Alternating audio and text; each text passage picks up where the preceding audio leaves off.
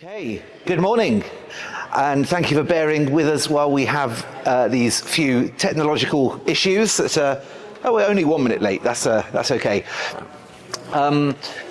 If you fancy coming forward and seeing things more clearly, there's plenty of room on the tables at the front. Otherwise, you're welcome to stay where you are. But my name's Jeremy Dawson. This is Mikko, Rönkkö, and we are doing this session on moderation analysis of various sorts. Over the next couple of hours, we're going to cover quite a lot of different material. We're not going to cover all of it in a huge amount of depth, but we want to make sure that you get enough of the basics that you can really understand how to take this further for more advanced models if you need to. Now, the QR code you see here will take you to the web address you see at the bottom. And this is a page which contains various resources, including the slides, which we finished updating about 3 minutes ago. So really hot off the press. Includes a data set which is in SPSS format, though can be read into other formats as well, which contains all the variables that we're using for the examples that we do, so you can try to replicate these in your own time. It includes syntax files for 3 different software packages. So where we can, we have given syntax for SPSS and R and Stata, both in their native package formats and in PDF formats as well. So everyone should be able to read those and share those if you want to. Because we know that lots of people use different types of software, we're not aiming to go into huge amounts of depth about software-specific issues, so we will do at times. And we're very happy to take questions about any of those 3 software packages, and possibly some others as well. But these are the 3 that we're really basing this on. Can I just check with a show of hands, in terms of the most common software that you use, how many people here would say it's SPSS?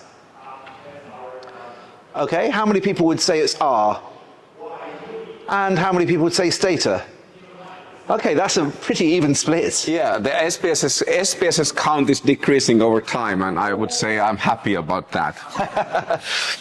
I'm not going to say I'm unhappy about it, but I am an SPSS regular user myself, so I'm there in your camp if you want to know about how to do these things in SPSS. It is worth saying, as we will see, that SPSS is not as sophisticated or flexible when it comes to doing some of these things, but that's one of the reasons that we've provided workarounds for a lot of the issues that we're looking at. There's also a link to various Excel templates, which are particularly useful if you do use SPSS, because it's very difficult to get good plots out of SPSS, much easier in the other software packages. So, Mikko, do you want to talk about your YouTube site?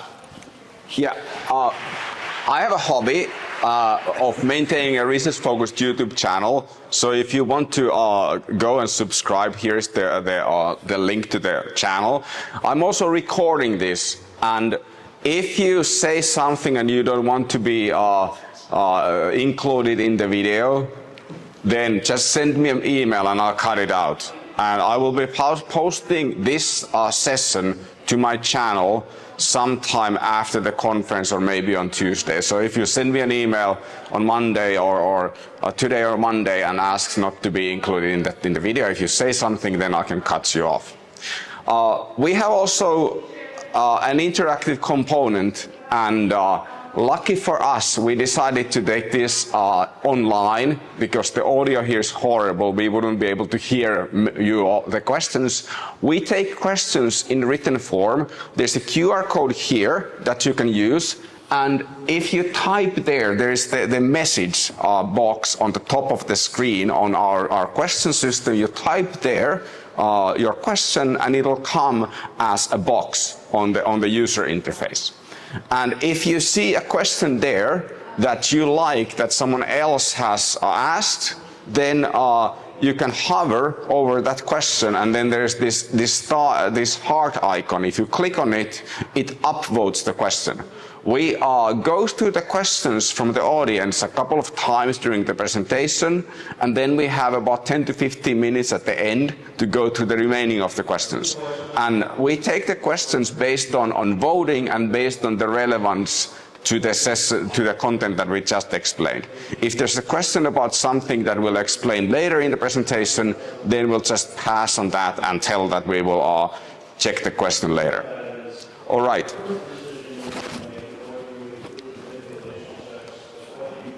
So, my guess is most of you will have some idea of what moderation is about, which is why you're here in the first place, but just so we make sure we're all on the same page about this. Moderation is basically for testing theories when you think that the relationship between two variables will vary depending on what the value of a third variable or possibly a fourth variable is. That third variable, or if we're talking about multiple variables, we'll talk about three-way interactions in a bit, they are called the moderator variables because they moderate or change the nature of the relationship between two other variables. This can take various different forms. We're going to start for the first part of this session by talking about the typical two-way interaction linear form, the sort of thing we might see in that plot there. This would suggest that there is a linear relationship between training and job satisfaction. I know you might not be able to see the details there, it doesn't matter, we'll come on to the more thorough details of this later, but that linear relationship changes depending on the nature of a third variable, which in this case is age. Sometimes it might not be a linear relationship. This is showing a generalized linear model of, well, we'll talk about different types of generalized linear model later, but this one I think is from the Poisson regression. We might have a non-linear model from a quadratic relationship, a quadratic regression, so it could be that, for example, you see a curvilinear relationship with at some levels of the moderator and not at others. And then we've got the more advanced models, things like three-way interactions where we would have two moderators, and it's not just about how the moderator the two moderators separately affect the relationship, but it's actually how the interplay between the moderators might affect the relationship between the two variables of interest. So that's just to get your juices flowing and make sure that you know what we're here to talk about. What we're going to do for the next 40 minutes, according to this schedule, is, and that includes time for questions, is to cover the basics of two-way interactions, how we test them, how we plot them, how we probe them, and other issues like centering, which commonly come up. So, let's start by just thinking about the model for a two-way interaction effect. This is a very standard way in which we would test it. This is the regression equation for a typical two-way interaction where we've got a relationship between x and y, x being our independent variable and y our dependent variable. But as well as that, we've also got a third variable, which is the moderator. Now, at this point, normally at Academy of Management sessions, when we're over the Atlantic, I will say that I apologize for calling this variable z rather than z. And actually, now we're in Copenhagen, I'm not sure what's the right local version of that. So I'm probably going to call it a mixture of Z and Z. I don't know what Mikko will do, possibly the same. Z. Mikko, okay. If I say Z, you know what I mean. But Z or Z is the interaction term here, is the moderator here. And the reason that this particular equation works, where we've got x and z and x times z as a separate term, is because mathematically it's equivalent to this equation here, where we have got effectively an intercept, which is composed of the coefficient B0 and another bit which depends on z, the B2z. And then we've got a separate bit for the x relationship, so telling us the gradient of the slope between x and y. And that gradient is also dependent on z. And we see it's the B3 term there, which is the one which tells us whether that gradient changes with the value of z. And that's why if the B3 term is statistically significant, we would say that there is evidence of moderation there. The relationship between x and y does change according to the value of z, and therefore we have an interaction, a moderation that we would want to go and interpret. Incidentally, it's probably worth saying at this stage that I'll probably be using the terms interaction and moderation more or less interchangeably, because in the vast majority of circumstances, when we look at interaction effects, it's because we think there is some kind of moderated relationship. There are other possibilities too, where it's just two variables interacting and it's not a relationship that is moderated. I'll just leave that there and we'll park that for the rest of the session. Now, to give an example of this, I'm just going to first of all introduce this sample data set that I mentioned is on the resources. For those of you who've come in a little bit later, we will put up a link to the resources page again a little bit later. But this is a simulated data set comprising data from 424 employees, and we have independent variables which are training, autonomy, responsibility, and age. They're all continuous variables. We've got dependent variables which include job satisfaction and well-being, which are continuous, but also a binary outcome, whether they received a bonus or not, and a count outcome, which was the number of days absent in the last year. And those will be useful when we come on in the latter part of the session to talk about generalized linear models. But we'll show you what the interaction between a couple of these variables looks like in a moment, but we're just going to spend a moment first talking about what this looks like in terms of the software.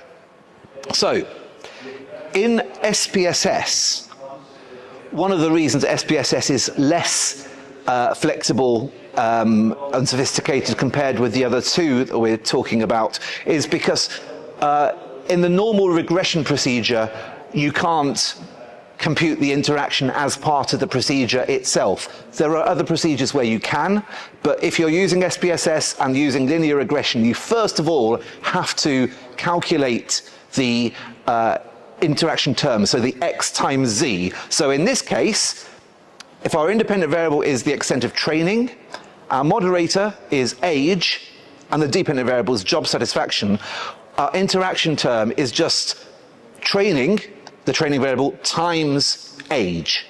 As simple as that. There is an issue around whether we need to center those first. We'll come on to that in a few minutes. But you don't need to. I'll give you that. Whether you want to or not is a separate question. So in SPSS, the first thing we do is we calculate a new variable, which is those two variables multiplied by each other. If you know SPSS syntax, that's going to make sense to you. If you don't worry about it, because hopefully one of the other bits will. But then we run the regression with those three. And likewise for R and Stata, except this time we can calculate that interaction as part of the procedure itself.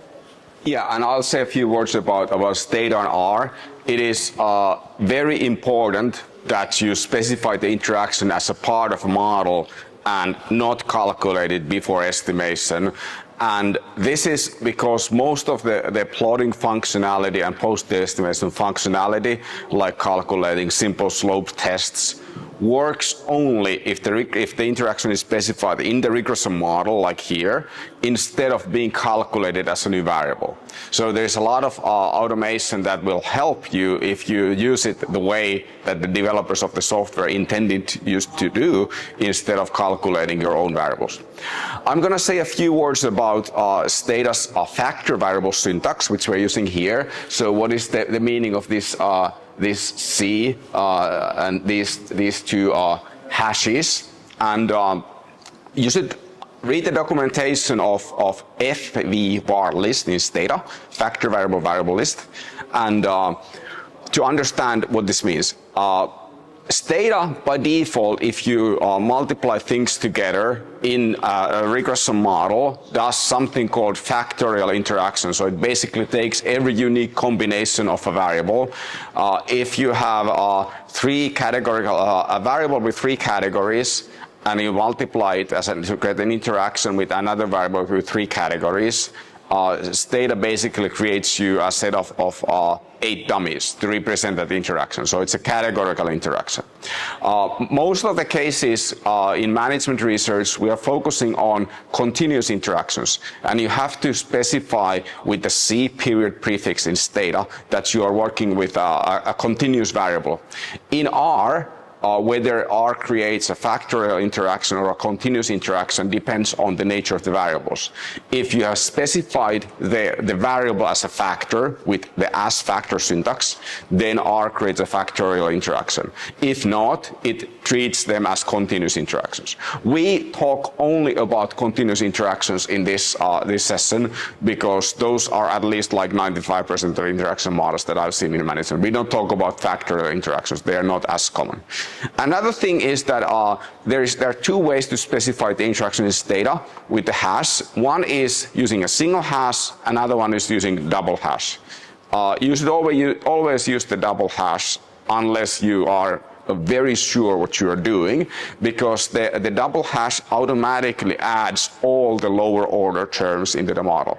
So if you have, for example, a three-way interaction with a quadratic effect, you are multiplying four variables together, and to do that properly, you also need to multiply every combination of 3 of those variables and every combination of 2 of those variables and include the variables themselves into the regression model.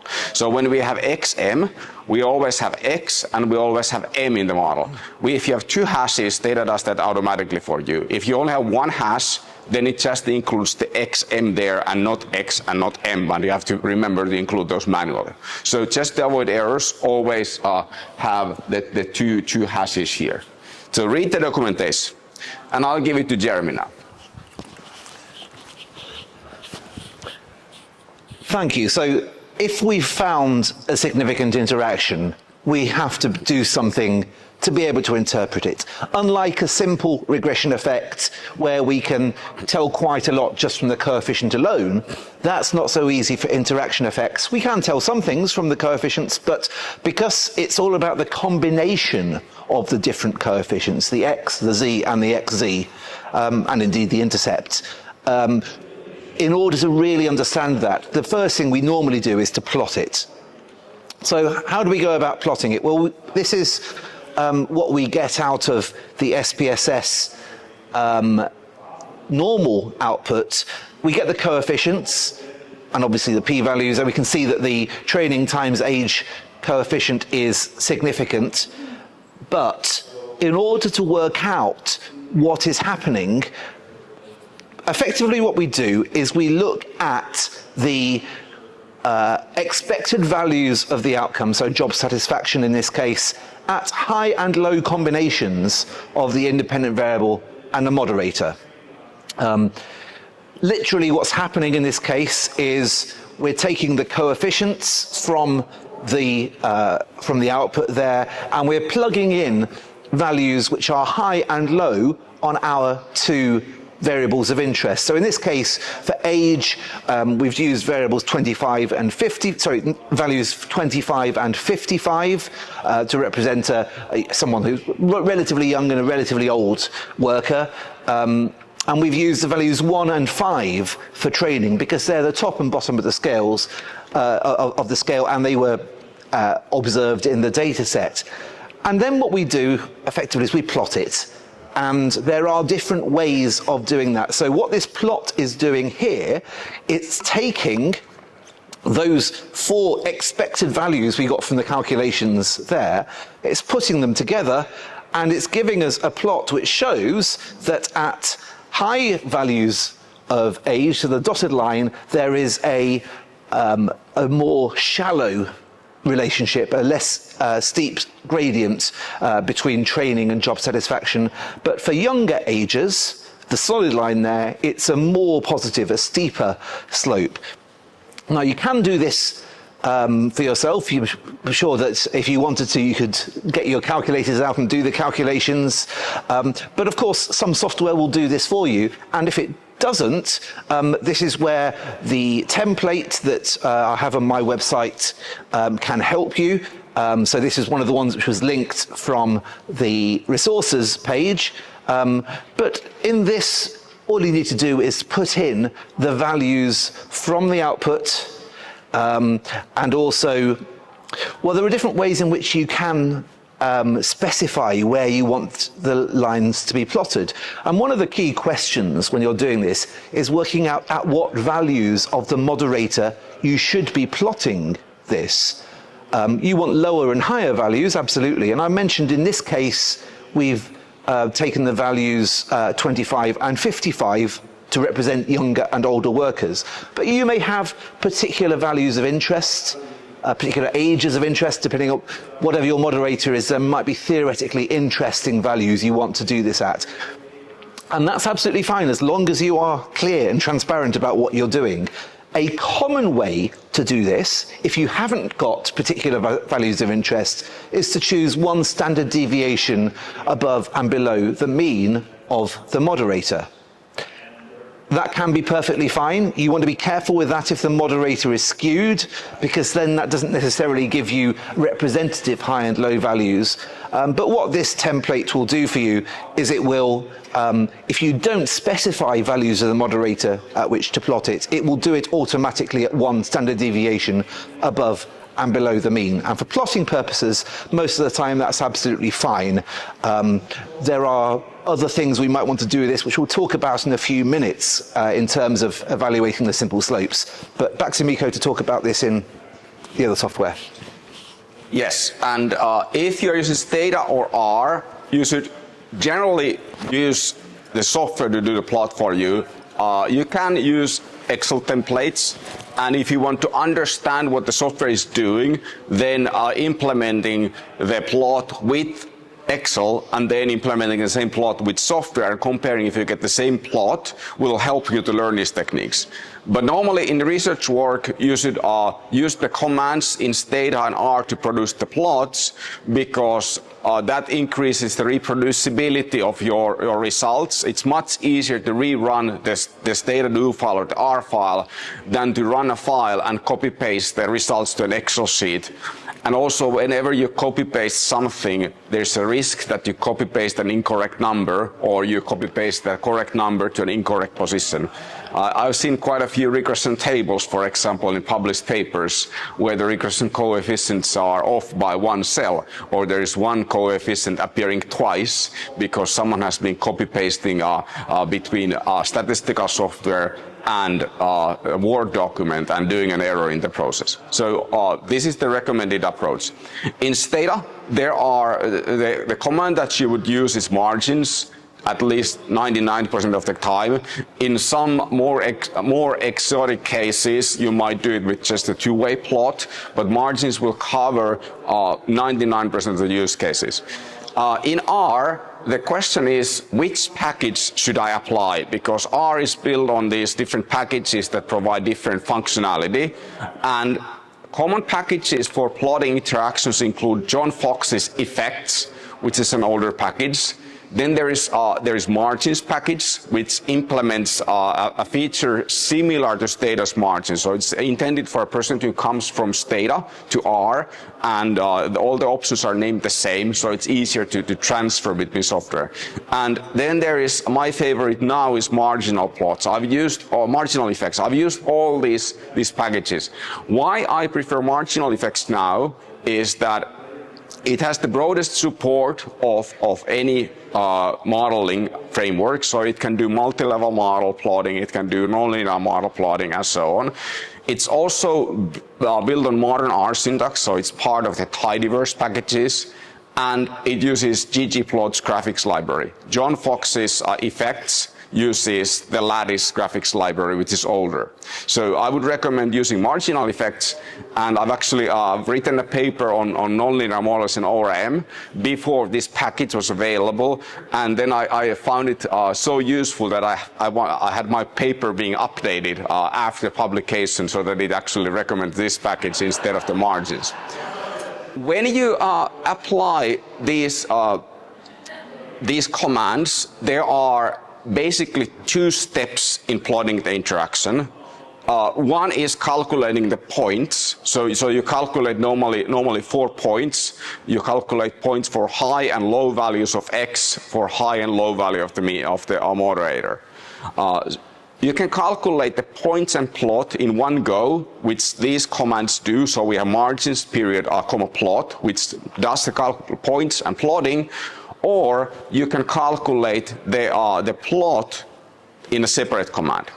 So this would be the way of calculating the plot, the points first. So we calculate plot predictions using draw equals false, or we use margins in data without the plot option, and then we use a separate plotting command. Most cases, doing the plot directly is going to be easier for you and it gets the job done. But sometimes you might want to customize the plot a bit more, and in those cases, for example, if you want to split it into different panels, for example, you might have 2 moderators, you might have plotting by one moderator and then different panels for values of a second moderator in a 3-way interaction model. In that case, it might give you more flexibility to calculate the points first in one command and then do the plotting in a second command. The marginal effects package documentation is really great. There is a website with lots of examples, and the developer is really responsive. I have discovered what I thought are bugs, and I submitted a bug report, and then less than 12 hours later, the developer responded that it's not the bug, it's just a stupid user error, so you have not read the documentation. And then I realized that yes, reading the documentation is highly useful if you want to know how the software works.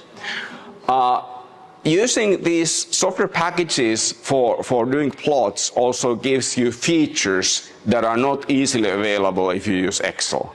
For example, you can add markers, the observation markers. These are 2 examples. Left is theta, right is R, and we have nonlinear models. We have confidence bands for the curves.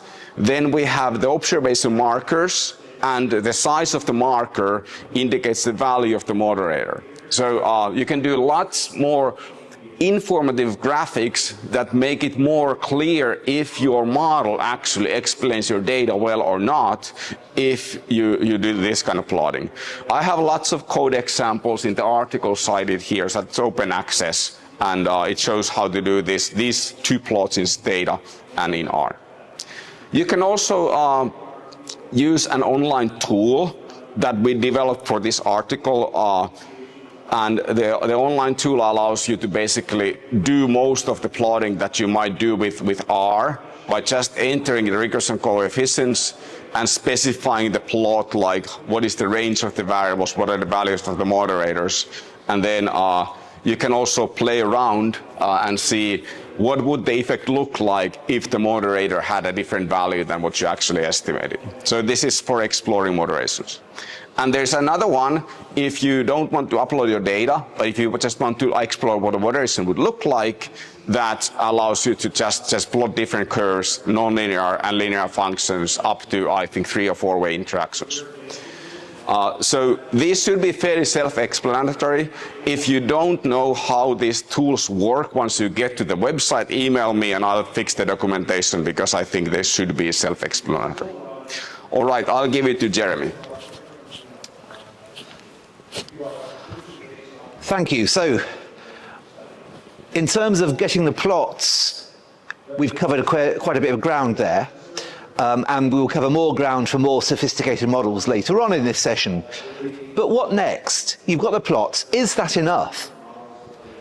Well, a lot of the time it might be, but sometimes it's not. Sometimes you're asked to do more, even if you don't think you need to do more. And so there are various different methods that people use to probe these further, including simple slope tests, the Johnson-Neyman technique, and other types of description or fitting it in with a typology.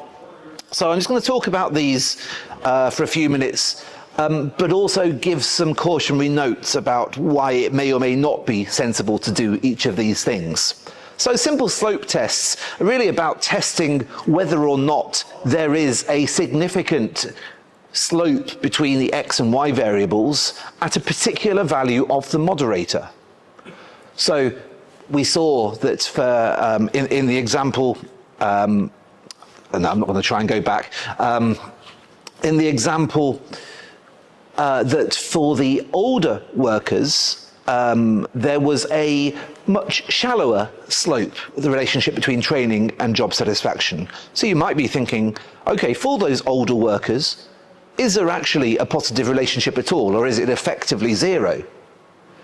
So a simple slope test would allow you to test that for the particular slope that you have plotted. There are two different ways you can go about doing the tests if you don't have software that will do it automatically, as Mikko's already talked about. So if you are using SPSS, for example, and you want to be able to do these tests, then the direct method is something that the templates I showed from the Excel files earlier will allow you to do if you plug in the right information. And you need, in order to do this, to put in some values from the covariance matrix of the coefficients. Note that's not the same as the variance-covariance matrix of the variables themselves. The coefficients have their own covariances. And this is where the kind of mistake that Mikko was talking about, copying things across, it's exceptionally easy to do. And also a lot of the time these values are often very small. You can sort of see covariances which are 0.001 or appearing even as 0.000, and you might need to actually go and get more significant figures there for this to work properly. But if you do copy them across correctly, then the right-hand side of this is the bottom part of the spreadsheet I showed earlier. That will give you the gradient and the t-value and the p-value for the two slopes that you have plotted. So you would be able to answer that question. In this case, for the age 55, we see that the slope is 0.211.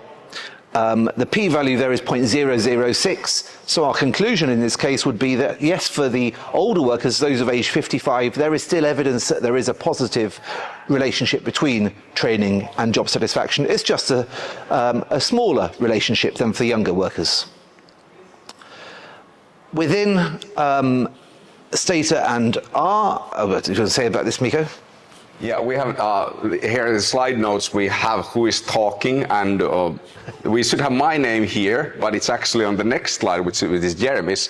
So it's more confusing here. If you want to do simple slope tests, test the regression coefficient as a specific value of the moderator. In Stata, you again use margins. So margins is always the default command that you apply when you interpret interactions. And normally when you use margins, just you specify at, which is the values of the moderator where you calculate something at. It calculates you the predicted points, which allow you to plot the kind of plots that we do. You can also calculate the predicted effects based on the model. And to do that, you use the dy dx option. So it stands for derivative of y with respect to x. And that's kind of like the linear slope. And so we would do calculate the effect of train at ages of 25 and 55 in this example, and Stata prints it for you. In R, if you use the marginal effects package, that allows you to calculate the simple slopes test directly. This is, for example, something that I think the older package by John Fox, the effects package, wouldn't do it for you, but you would need to have a different package. So the marginal effects is kind of like everything that you might ever want to do with interactions included in one package, and then the syntax for that package is consistent between the different commands it provides. And here we have variables we calculated using the new data. So we give it the new data to calculate on, and it gives us the plots, and this is the slopes. And we can see here that the effect of training for 55-year-olds is not, it is statistically significant, but less so than the effect for 25 years old. All right. Thanks. So that's what we call the direct method, because you're putting things directly into an equation, it's calculating it for you. But there is an alternative method that I sometimes use called the indirect method.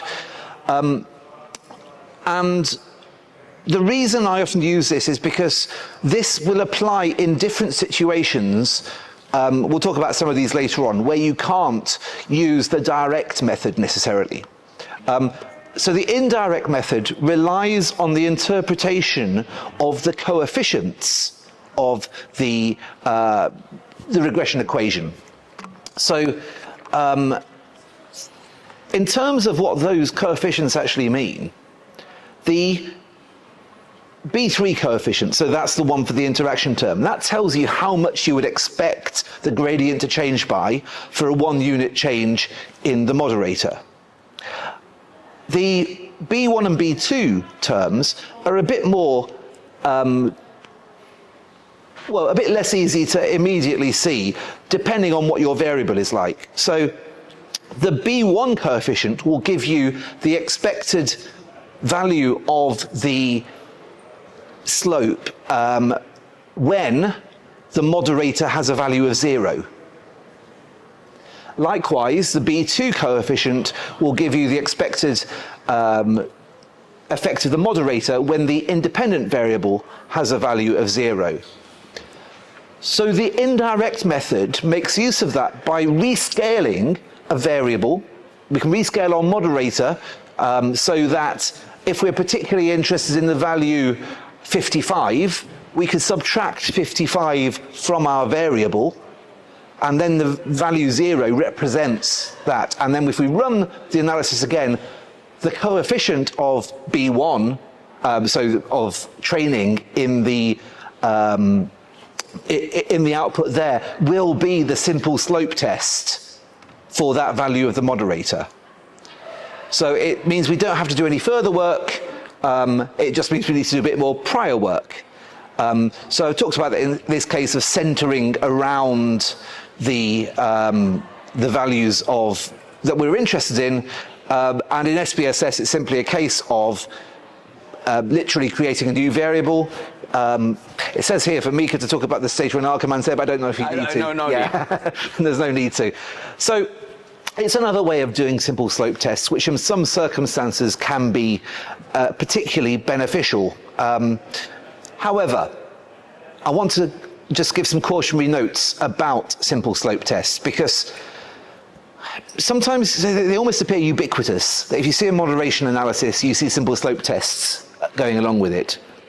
I think a lot of the time that's unnecessary. Not just unnecessary, but sometimes interpreted to a far greater degree than it should be. Because these simple slope tests are literally just testing a hypothesis of the relationship between x and y at that value of the moderator. We saw in the example we gave that there is still a significant relationship between training and job satisfaction when the age is 55. That doesn't tell us anything about what would happen if people were 65, for example.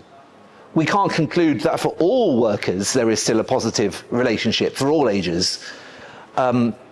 So we have to be really clear, if we're interpreting these, not to go beyond what the data is actually telling us. And if your variable is not something like age, where we really have a good understanding of what that means, but something may be measured on a Likert scale, where the values are not inherently meaningful particularly, then doing simple slope tests at given values of that moderator might not be especially helpful. It can give a bit of further information perhaps, but doesn't often go that far beyond the plot in terms of helping us understand what's really going on there. And if you have centered your variables, and we'll talk about centering in just a moment, you also need to be really careful what values you choose there, so that you are doing it in terms of the variables that you have actually used in your analysis, which might not be the original forms of those variables. So choosing to do simple slope tests at one standard deviation above and below the mean of the moderator is something that I would generally avoid. If you have more useful, more theoretically interesting values where an interpretation would be valid, then by all means go and do that. And if you are going to be using a binary moderator, for example, we'll talk very briefly about binary moderators in a few minutes, then obviously those two values will be meaningful, and doing simple slope tests in that case makes a great deal of sense. Yeah. Just to add about the choice of variable values for the moderator, we typically pick two values, but nothing prevents you from picking more than two or three. For example, if you have a 5-point scale which you use for measuring the moderator, you can calculate the effect of x at m equals 1, 2, 3, 4, and 5 and plot 5 lines. If you have something that is a percentage, you might calculate the moderator values at 0%, 25%, 50%, 75%, and 100%. Just make sure that you don't go much beyond the distribution of the data. Like if your moderator only varies between 0% and 50% in your data, then plotting at moderator value 100%, which extrapolates well beyond your empirics, might lead to incorrect conclusions because you have no data to support the moderation effect at that large value of the moderator. Yeah, and also, and this applies to pretty much any statistical analysis you do, but especially important here is if you find a significant result, it doesn't tell you anything about the size of the effect, it just tells you you've got evidence that it's different from zero, and that is very much the case with simple slope tests, so be careful around that. And that also has an implication when a different method that people sometimes use comes in, which is the Johnson-Neyman approach, sometimes called regions of significance. Because what this does is it tries to get around the arbitrary choice or potentially arbitrary choice of values of the moderator by asking the question in reverse. At what values of the moderator would this relationship be significant? At first glance, that sounds like a really attractive thing to do because you can think, okay, well, I don't need to worry about choosing values. I can just use this to tell me when the relationship would be significant. But because of what I said a moment ago, the significance just means it's different from zero.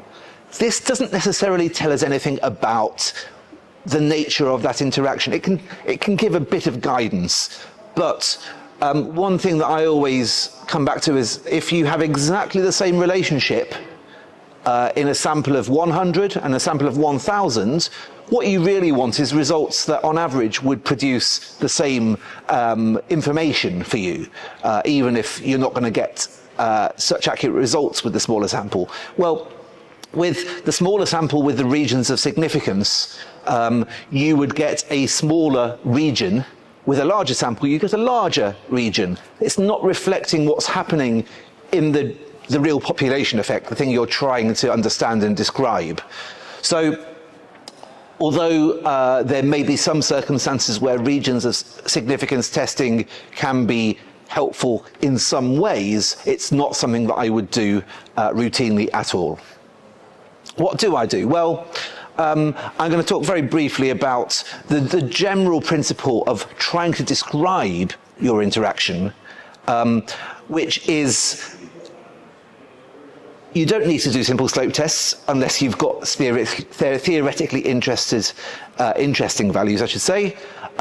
You don't want to do further hypotheses tests necessarily, but understanding what the different parts of the relationship, the equation mean, give you information that should enable you to interpret this. I've already talked about what the different elements of the equation mean in terms of the B1, the B2, the B3 coefficients. The B3 coefficient here is actually a really good indication as to what the interaction is doing. Obviously, whether it's positive or negative tells you something, of course, but also how big it is versus how small it is tells you the size of the interaction in a way that the plot gives you a lot of help with as well. So what I tend to do is I will evaluate the XY relationship at the average value of Z. That will tell me whether on average there is an effect between X and Y. I'll look at it at the highest and lowest values of the moderator. That will tell me whether it's always positive or always negative, or it sometimes flips. And I'll make sure I interpret the effect size, and the most useful form of the effect size a lot of the time is just that B3 coefficient, in terms of the original variables. If you've got variables which are inherently meaningful, things like age, salary, whatever it might be, then that can become really helpful. If you've got less meaningful scales, things like Likert scales, then maybe that's not going to be so illuminating, but it still gives us a much more thorough way of describing the interaction without having to resort to unnecessary hypothesis tests. Mikko, you want to? Yeah.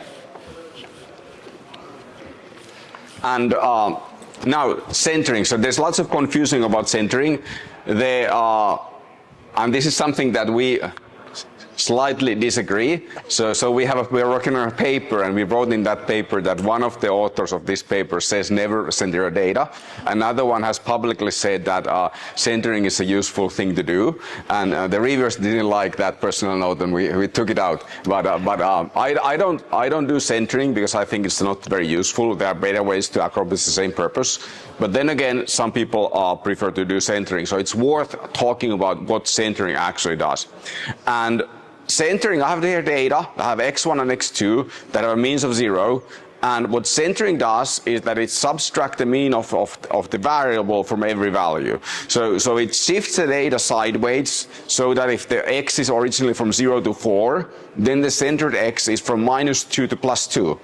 If you have a 5-point scale from 1 to 5 and you center it, then you have a 5-point scale from -2 to +2. Whether that kind of scale makes sense depends on your research question. But for example, if I have a variable that varies between 25 and 55 when we talk about employee age, then a centered variable might vary between -15 and +15. And then talking about your results in terms of minus years of age wouldn't make much sense. So it also depends on the value of the kind of variable that you have. We can see that the centering doesn't do anything to the correlation between x1 and x2, but it changes the interaction model. So with the interaction x1, x2 here, there's a statistical pattern that is fairly different after centering. And I've done this shiny application that demonstrates the effect. So you can go here and play around with different centering techniques. When we center the data, the interaction coefficient remains unchanged. So this is the data that I just showed. The effect of the interaction, which is the x colon m, is the same in both models with centered data and with uncentered data. The effect of the moderator and the effect of the x is different in the regression coefficients. If we plot the interaction afterwards, we can see that the plots are also identical. So centering doesn't affect your plotting at all. What it does is that it shifts the scale. So originally, we have the x variable on the left, the uncentered between 0 and 4, and then on the center data, it's from -2 to 2. And sometimes if you center your data for your regression analysis, you might want to kind of like rescale it back to the original values to avoid talking about minus years of negative 15 years of age of employees, for example. To understand it further is that when you have an effect of x in a moderation model, the effect of x is not constant, but it varies between for different values of the moderator. And the centering can be understood graphically also in this way. So we have here, you can go to the Shiny app and rotate it, and it's like a 3D plot, and then you can understand it better than from this static screenshot. you have basically this plane that contains all possible regression coefficients. And when you have your regression table, you just can include only one of those regression coefficients. And centering determines which one of the possible regression coefficients your table contains. If you don't center your data, then the effect of x is the effect of x at m equals 0. If you center your data at mean, then the effect of x in the regression table is the effect of x when median equals to mean. And this is graphically, do we want to take it from the side of the data from x m equals 0, the red line, or do we want to take it from the center of the data, the blue line? If you only present a regression table without plotting, then centering makes a lot of sense. We don't generally do that, and I advocate of plotting, Jeremy advocates of plotting, and if you are here, I assume you like to do plotting because that's one of the topics of this session. If you plot, then centering doesn't really do much for you. All right, so, yes.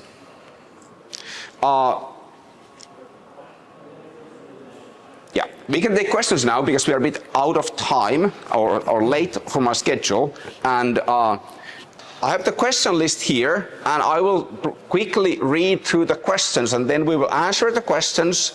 You can ask more questions using that QR code. Some of these questions are something that we will address later in this workshop, so I'll just say that we address that later. And the first question is, in a paper, would you hypothesize the main effect first, or would you rather directly motivate the moderation model, and why? You can take it. Sure. So I would say that depends on the level of maturity of your model and what that relationship is between the x and the y variables. If it's something that you think needs to be shown, then doing it separately is fine, but it doesn't always need to be. So, for example, if your x variable is workload and the y variable is stress, the relationship between workload and stress is very well known, it's very well tested. You don't need to hypothesize that necessarily. You can go on to test the moderator directly. But if it's something which is less well known, less well understood, you might want to do that separately first. Okay, what is the meaning of estimates and p-value of first order effects in a model with an interaction term? Those are simple slopes tests. So in our example, we had worker age as a moderator, and then training was the x variable and job satisfaction was the y variable. If we just regress the data, use the data without centering, then the effect of x training is the simple slope of x at age 0. So it's an effect of a worker that is just born. It's not a meaningful quantity.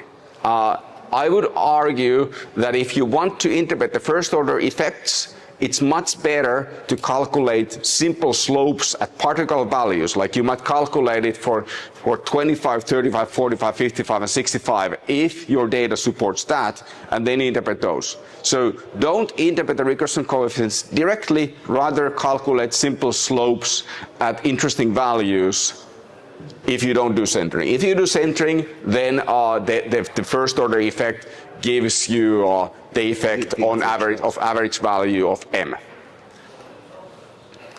How to interpret three-way interactions will be covered. How to plot interactions for Lavan model in R, including multiple models. Lavan is something that is not directly supported by any of these plotting commands that we provide, for example, marginal effects.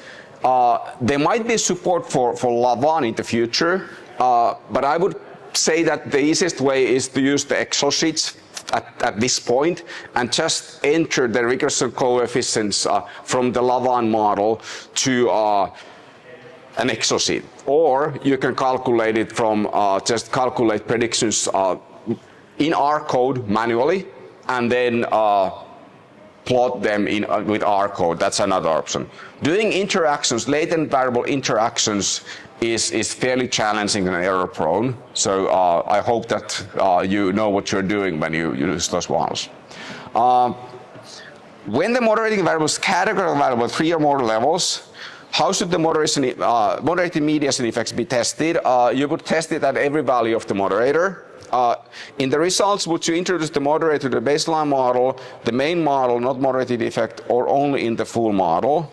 That's similar to the one we had earlier, isn't it? Yeah, so the general standard practice is that you have three models that you estimate at minimum when you have interactions. One is the control variables only model that sets the baseline. Then you have the direct effects without the interaction to test if there's an effect to be moderated, and then you add the interaction effects. Then if you have multiple interactions, there are a couple of different ways of doing it.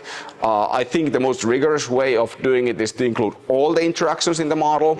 Some people test one interaction at a time, and some people do one interaction at a time and then all the interactions. All are something that you see in published research. I'll just say, in relation to that, so where was the question? Yeah. The main model or the full model? Yes, so you don't necessarily have to. I've forgotten the point I was going to make now. I'm going to hand back to Mikko and then try to remember that. Sorry. A little follow-up. Not in the action, but moderator itself. You put it in the main model or only in the interaction?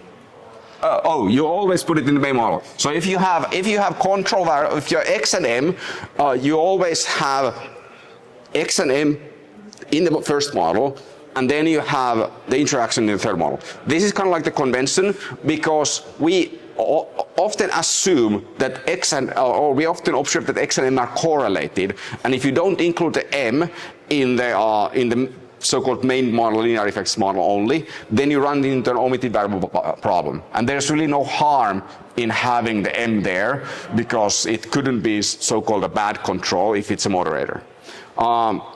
Then there was a question about how to plot when the dependent variable is binary and regression is logit. You don't necessarily need to have a logit model for a binary dependent variable, but we talk about we talk about nonlinear models toward the end of the professional development workshop, so that's going to be covered. How about computing the average partial effect of X across values of Z, where Y avoiding to have the fixed X and Z at high or low values? I think we have addressed this. Pick meaningful values. You have to calculate. Like if you have a nonlinear model and you want to calculate average marginal effect across all the observations, you just use margins without any specification of at which values. But most of the cases, this would not be a very useful thing to do, I think. What is your standing on the usually low F2 in moderation analysis? Should we in general add importance analysis? Are there different approaches to the importance of moderation? Sure. So F squared, for anyone who's unfamiliar with it, is basically an effect size measure which calculates a proportion of the R squared, which is unexplained by the model without the interaction, which is then explained by the interaction. So it's how much of what can be explained is explained by the interaction. Interactions often get low F squared values. That doesn't mean they're not important. I personally don't place a great deal of stock in F squared values, but if you are working in an area where having a high R squared is important, then that might be more of importance for you. For a lot of the work we do in the general management field, that's not the case. Then the next question is, people are upvoting some questions, so the order is changing. Hopefully I can cover them all. There's a question that do you center the dependent variable? The answer is no, and that's it. It only changes the intercept. We don't normally interpret the intercept, so no. And if you do plotting, then your y-axis will be incorrect if you center the dv. So centering dv is useless. Yeah. So we are both agreed.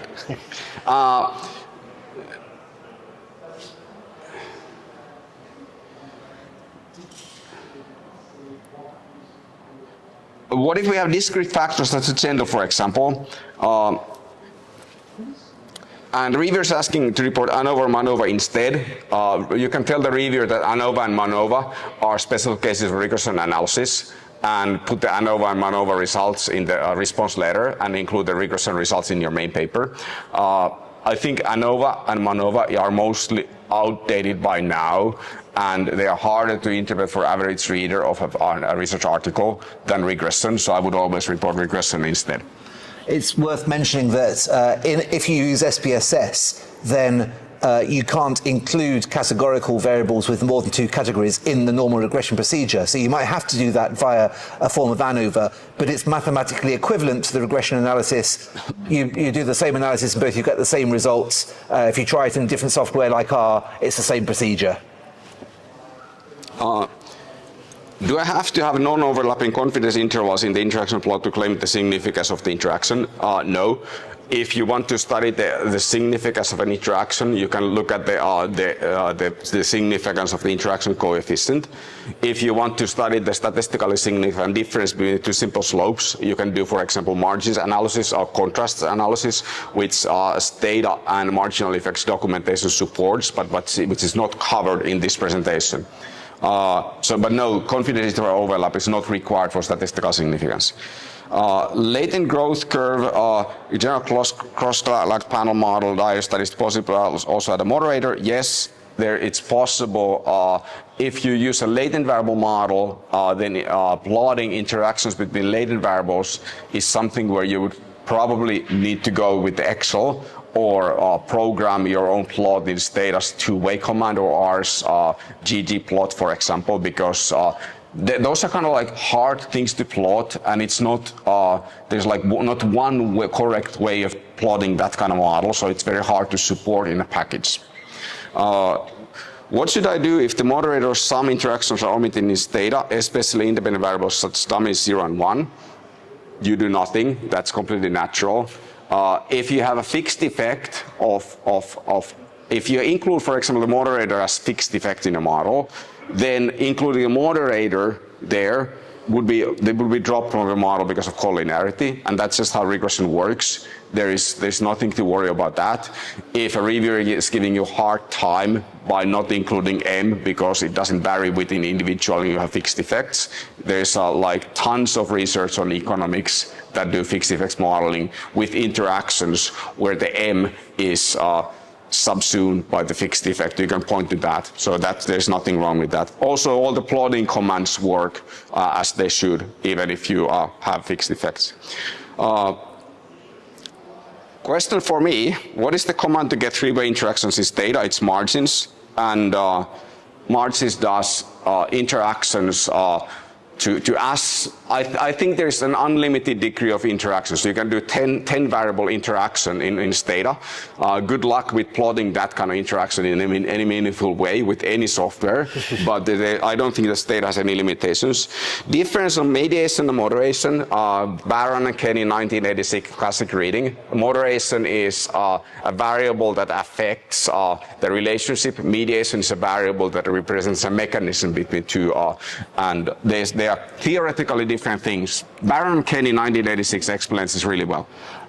Yeah, so do be careful that actually how Barron and Kenny advise you to test for mediation, that's been updated quite a bit in the meantime. That might actually just be a good point for me to mention what I was going to mention earlier, which is because in mediation you're effectively trying to explain a relationship between an IV and a DV that you already expect.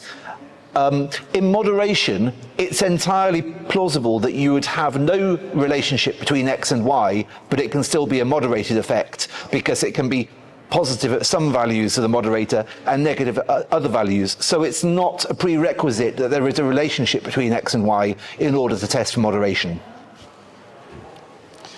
What are the considerations for large data sets, 7,000 to 10,000 survey participants?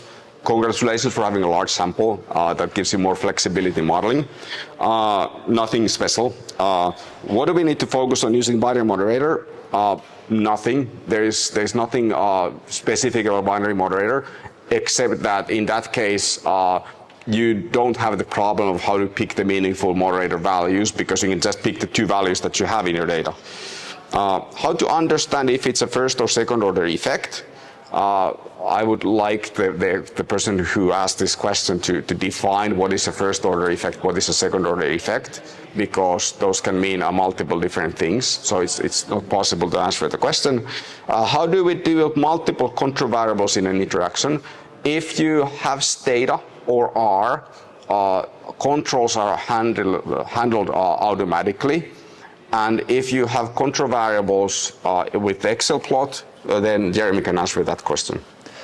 Yeah, so if you've got control variables and you want to plot it using one of those Excel templates, the simplest way of doing it is just to center your control variables and then your intercept will be correct. If you don't do that, the form of the interaction will still appear correctly, it's just the values on the y-axis might be wrong. Yeah, and I think this is all the questions at this point, and we are 15 minutes behind the schedule. So thanks for a lot of questions. I hope this was helpful. We need to pick up the pace a bit now. Sure. So we are a bit behind the schedule, but actually, because you've asked so many interesting questions, we've covered a few things that we were to have covered later anyway, so we'll be able to pick some of this back up. So the next part is about three-way interactions. So just by way of an example, a three-way interaction is where we would have two moderators, and it's not only that the two moderators work separately on the XY relationship, but the interplay between the moderators, which we might call Z and W, also matters. This is an example from a paper in 2012, which was looking at the relationship between creativity and implementation in two different conditions in terms of implementation, instrumentality, and in terms of strong ties. This is a network analysis type of relationship. But what you might see from this plot, first of all, the first thing to notice, we've got 4 lines rather than 2. So each representing a different combination of the two moderators. But there's one here, which is the one with the dotted line with the more negative relationship, which seems to be somewhat different from the other 3. Now, with two-way interactions, if you find any significant interaction, you know that it's something about that moderator which is affecting your relationship. Now, it might be in the direction you expect, it might be in the direction you don't expect, but it's going to speak to that particular relationship. With three-way interactions, it's more complicated because there's more variables to be involved. And you don't necessarily know that because that line appears different from the rest, whether that corresponds with your theory, with your theoretical position. So it's really important to know exactly what it is you're testing, what you're expecting to see, before you go and test a three-way interaction. But when you do, it's really just extending the logic of the two-way interactions. So rather than having x, z, and xz as the 3 terms that we put into the regression analysis, we've now got a false variable w, and we have the 3 main effects. We have the 3 two-way interactions between them, so xz, xw, and zw, and we have the 3-way interaction between them. So it's just x times z times w. And it's if that third, the 3-way interaction term, so that's the B7 coefficient here, is significant, then this is what tells us that there is evidence of a 3-way interaction. It may well be that you've got significant 2-way terms here as well. The interpretation of those will depend on the types of thing we were saying earlier, and this is where, again, whether you've centered the data or not will change the meaning of those. But generally speaking, you wouldn't be seeking to interpret a 2-way interaction if you have a significant 3-way interaction, because it's all built into it.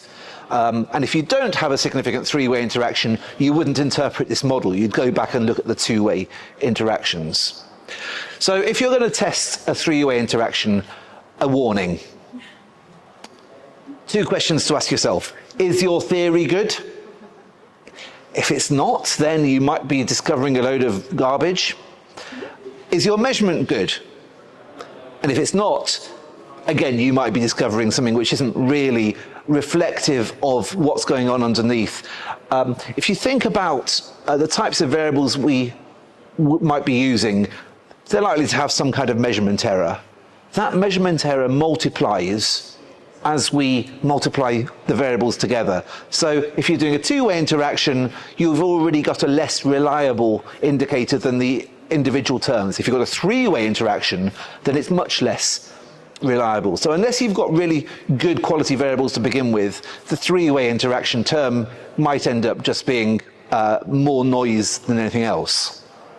But assuming that you've passed these tests, you can go ahead and test a hypothesis such as this one using the same data set. The hypothesis here is that training predicts job satisfaction most strongly for younger workers with high autonomy.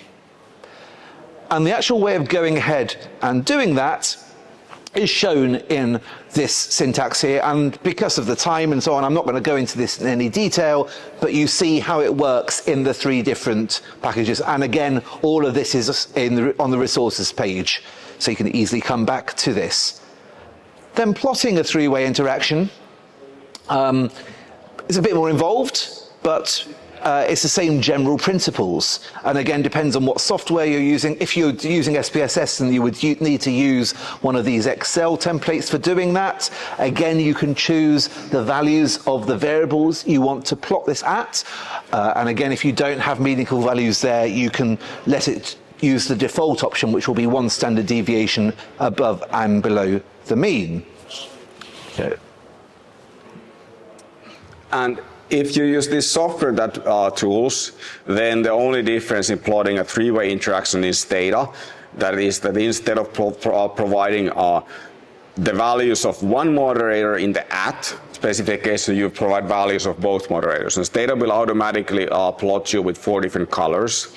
And in my R example, you could just have the built-in plotting, but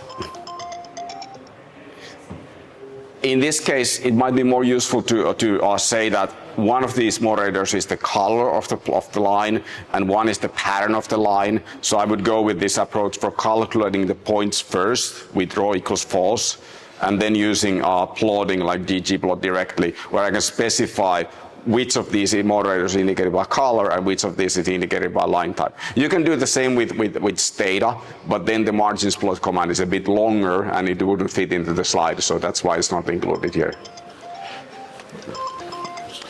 So actually plotting them in this case a bit more involved, but what you get out is something which requires a bit of extra work, because you can't just look at the change in the line. But you might want to look at the differences between the lines. And this is where looking at the slope differences can become really helpful. Now, if you've got 4 lines here, and I would recommend only using 4 lines for three-way interactions, because otherwise it becomes really difficult to see what's going on. But that means you've still got 6 pairs of lines that there could be differences between. And the likelihood is that your theory is going to predict that there will be differences between some of these, but not all. So being able to identify where you think there would be a difference, so that you can then look at those differences specifically, that's part of the theorizing of a three-way interaction. So in this case, we suggested that training is more likely to predict job satisfaction for younger workers with high autonomy. Now, the implication of that is that the line for young age and high autonomy should be more positive than the other 3 lines. Doesn't say anything about the differences between those other 3 lines. It doesn't matter to us whether there is a difference or not in terms of seeing whether our hypothesis is supported, but we would want to look at those 3 particular differences. And the slope difference test, which again you can do differently in different software, but if you're doing it in SPSS, the simplest way is to use the Excel template here. Again, just like with a simple slope test, you would need to extract particular elements of the variance-covariance matrix of the coefficients into the Excel sheet, and then it will produce for you the 6 pairs of slopes, and you can just choose the however many it is, in this case 3, that you would be most wanting to look at. In this particular case, it's slope 3, which is the one we expect to be different from the others. So we look at the differences between 1 and 3, 2 and 3, and 4 and 3. And if those 3 are significant, which is what we see here, then that does indeed provide support for our original hypothesis. Mikko, do you want to talk about Stata and R here? Yes, when you do tests of three-way interactions, the way I like to do it in Stata and R is to use test command in Stata. So test command allows you to test linear combinations of regression coefficients. So the logic here is that we are testing if the difference between slopes 1 and 2 is different when at high value when the h is different. And we just plug in the values of the moderators. So we want to calculate the high value 4.5, so we plug it into the regression equation.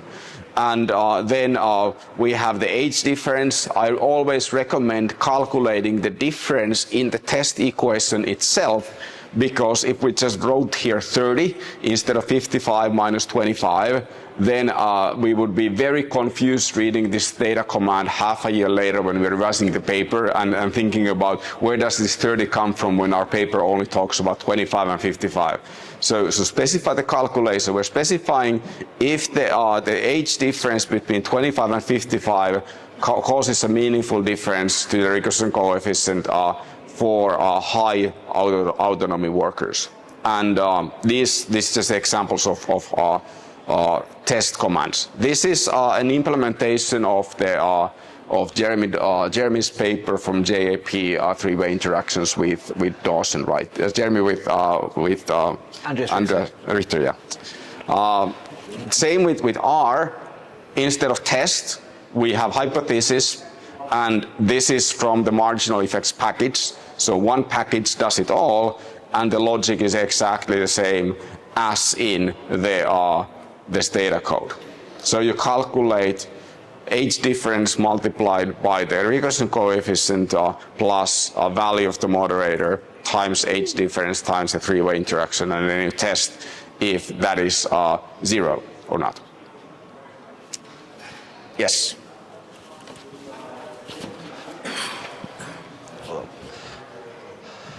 So just briefly, this is just summarizing what we've said really. If you've got a three-way hypothesis, make sure you formulate this really carefully and use that to explain what the difference would be expected to be seen between the slopes, so that you can then follow this up with testing those slope differences and explain then why those slope differences are meaningful for your theory. If you have no reason to perform a test, don't do it.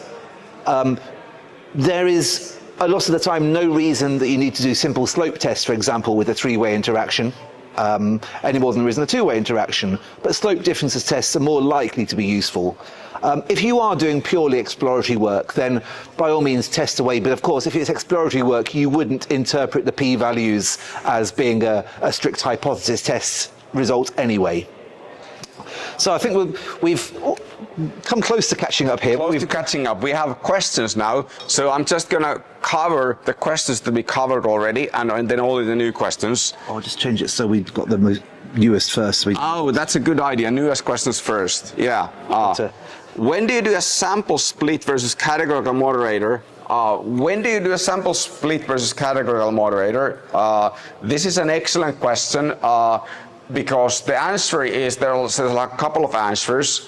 I would say that if you believe that all the control variables also are different for the two categories, then you can do a subsample analysis. But if you think that the control variables work the same way, or you have a large number of controls, then having a moderator might make sense. You can do both. So you can also both like have, if you're a regression table, then add a couple of additional models for split sample analysis. And if your split sample analysis and moderator interaction model provide similar results, then good for you. The second thing is that there are a few published papers that calculate plots incorrectly. So there's a common mistake that people do is that they run particle with SPSS, they run a model with interaction, and then they standardize the coefficients. If you standardize the interaction coefficient, it's no longer a proper interaction coefficient because the standardized interaction is not the interaction of standardized variables. And why that is the case is beyond this talk. But if you standardize, then it will greatly overestimate the interaction effect, and you see quite a few papers that show that one curve goes up, other goes down, and the theory predicted that they would go both up, but then one just with a smaller slope. I would bet you that in at least half of the cases that is an analysis error.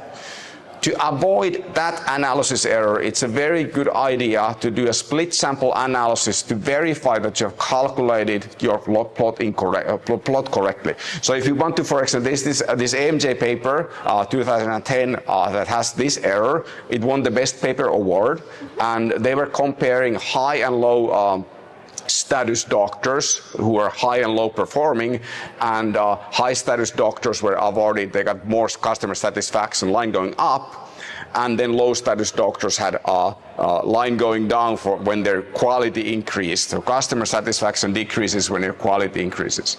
To verify that you've actually plotted the data correctly, you can do a subsample analysis in regression analysis, or you can just do a median split. So split your data 4 ways. You have the high status, high quality doctors, low status, low quality doctors, and so on, 4 quadrants. Calculate the mean for each quadrant and see if they tell the same story.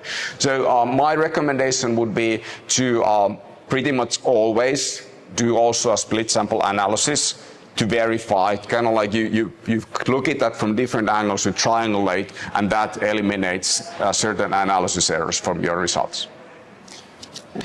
Okay, just taking some of these others. So the question is, in path analysis, the moderating effects and the main effect are estimated at the same time, but in hierarchical regression analysis, the main effect without the moderating effect is estimated first. If the significance of the main effect is different in the 2 ways, which one is more correct to follow? Well, I think actually the distinction between path analysis and hierarchical regression analysis is a bit of a red herring here. It can depend on the particular situation that you're doing, whichever analysis it is. It's the one, if you've got a significant moderating effect, then that's the model you want to interpret. If there's no significant interaction, then you would interpret a model without the interaction term in. But there's no, the distinction between path analysis and hierarchical regression analysis here is kind of irrelevant. The question here, is the simple slope difference test not necessary? Well, for 3-way interactions, what we've just been talking about, if you're talking about 2-way interactions, then no, it's not necessary, because that's what the interaction term itself is a test of. What alternatives for model fit assessment when we conduct model analysis with latent variables, given that some packages don't report chi-square values? Chi-square value, that's useful for assessing model fit. You need to understand that what exactly does a model fit mean in the context of a linear structural regression model.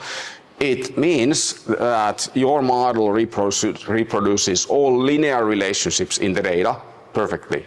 And if you think about an interaction model is no longer fully linear because the effect changes. Now the question is like, what would be the null hypothesis that you're testing with the fit statistic? I would say that you do the fit testing for the linear effects model only, and then if your model fit is good, you're happy about it, and then you don't consider model fit at all when you do interactions. But if you think about like what exactly am I testing, then it's not clear what you should be even testing when you assess model fit in the context of interactions.